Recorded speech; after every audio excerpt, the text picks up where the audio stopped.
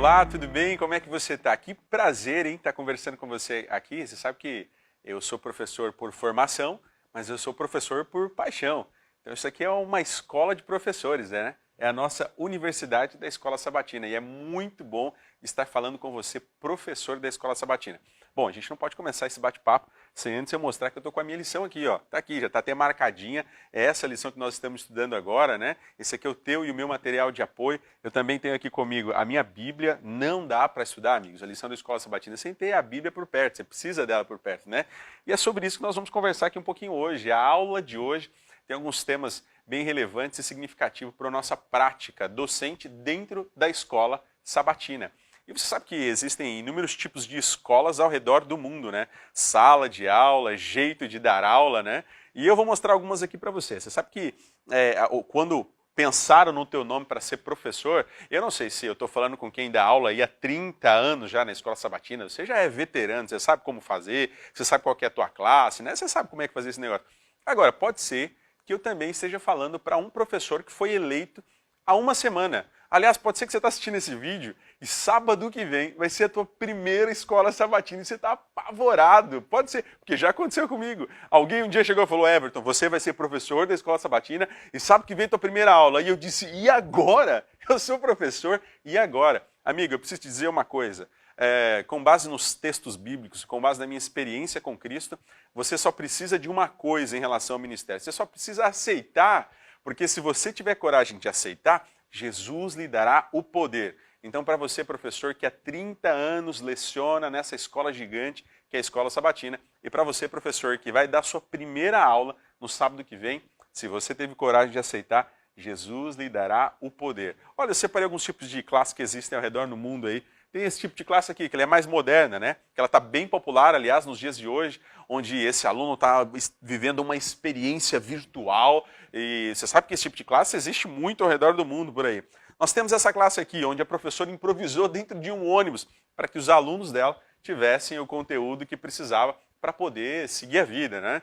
E nós temos essa classe, particularmente é a classe que eu acho bem bonita, que é a classe da escola adventista.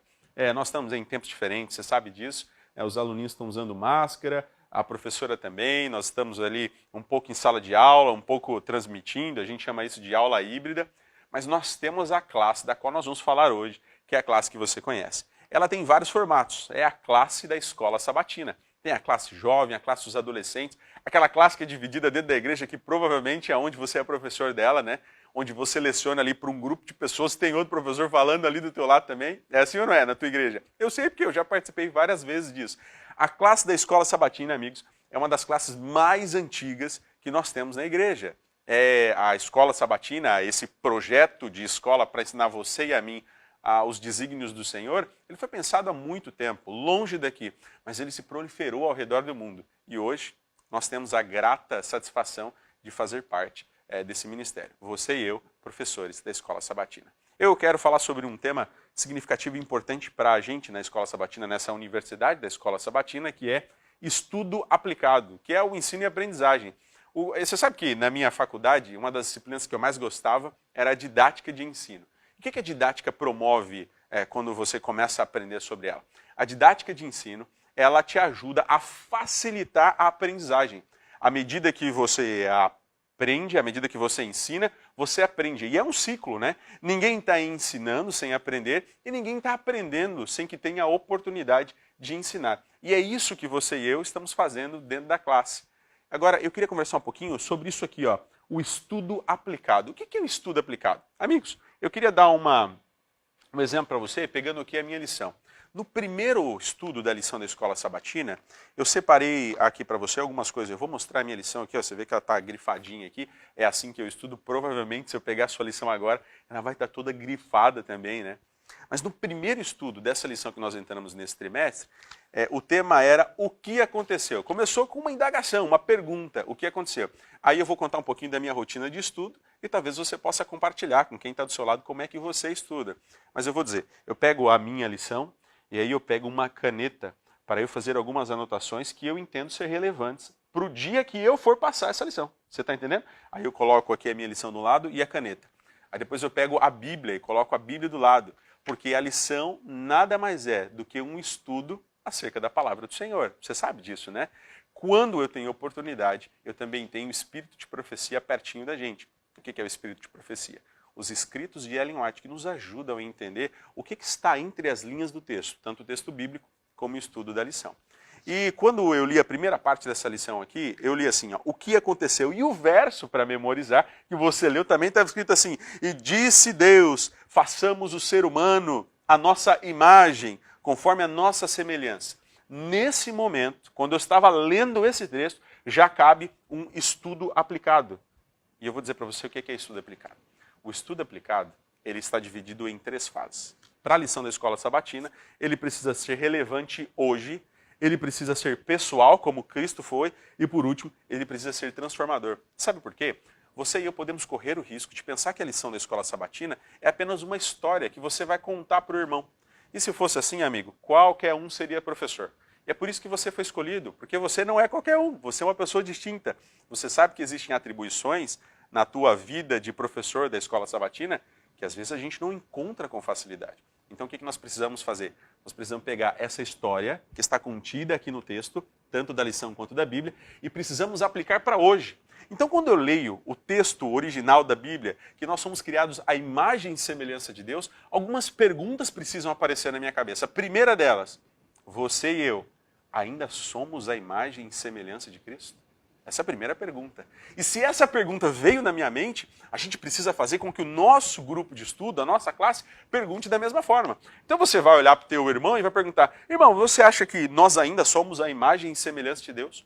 Você ainda acha que nós parecemos, o nosso comportamento? Você percebe que você pegou um texto bíblico que, na sua origem, é histórico, está dizendo como o mundo foi criado, e você agora aplicou para o dia de hoje, ó, é relevante hoje. E aí os irmãos vão começar a conversar na tua classe, né? Eles vão dizer, olha, realmente, nós não somos tão parecidos como Cristo era. E por que eles conseguem ter essa percepção? Porque eles pegam o comportamento de Cristo, que era perdoador, o comportamento de Cristo que tinha relacionamento 24 horas com o Pai, e eles começam a comparar com o que você e eu temos de comportamento hoje.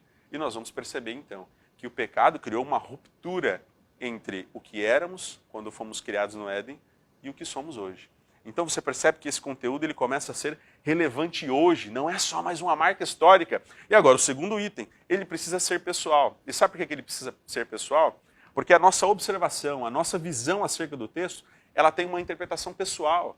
O que eu preciso, nesse estudo da lição, tomar de decisão para que a minha vida, no meu contexto pessoal, aquilo que eu tenho, que eu consigo entender como a minha vida, ela precisa ser mudada. E quando a gente chega nesse ponto, nós vamos para o terceiro item. Ele precisa ser transformador. Então você percebe o que aconteceu, amigo? Você percebe? Você pegou uma história, você contextualizou para o seu tempo, e quando você fez essa passagem, você transportou para cá, você contextualizou, aquilo começou a ter efeito e causa na vida daqueles que estão ouvindo, inclusive na sua. E é por isso que nós chamamos isso de ensino e aprendizagem. À medida que você ensina, você está aprendendo. E eu preciso te contar um segredo sobre o ministério de Cristo na vida da gente. Cristo Jesus não escolhe você por causa das suas habilidades ou competências. Eu vou te dizer um negócio agora que é sério, hein? Te prepara. Você está preparado? Quando você e eu fomos escolhidos para fazer aquilo que a gente está fazendo, eu posso assegurar a você, tem gente que faz melhor. Não se assusta não. Tem gente que faz melhor o que você está fazendo. Tem gente que faz melhor o que eu estou fazendo. Se eu olho para o lado, eu vou encontrar um monte de gente que faz melhor o que eu estou fazendo. A pergunta é, por que é que Cristo escolhe a gente para fazer aquilo que nós vamos fazer? Não sabe o que vem. Sabe por quê? À medida que você é usado, você é transformado. Esse é o negócio de Cristo. À medida que você é usado, você é transformado. Então todos aqueles que tiveram coragem de aceitar o convite de Cristo para trabalhar na obra dele, acredite, serão transformados pelo poder dele. Foi assim com os discípulos, foi assim com Moisés, você lembra? Lá no deserto? Foi assim com Davi, à medida que ele crescia fisicamente, e à medida que ele crescia intelectualmente e no reino, ele era usado e ele era transformado. Jesus Cristo quer fazer o mesmo com você. Ele quer te usar e quer te transformar. O meu desejo é que a tua próxima aula você consiga transportar a história para algo relevante hoje. E que isso seja pessoal, como Cristo foi, e que seja transformador. Que Cristo Jesus te abençoe e um abraço. Até a próxima.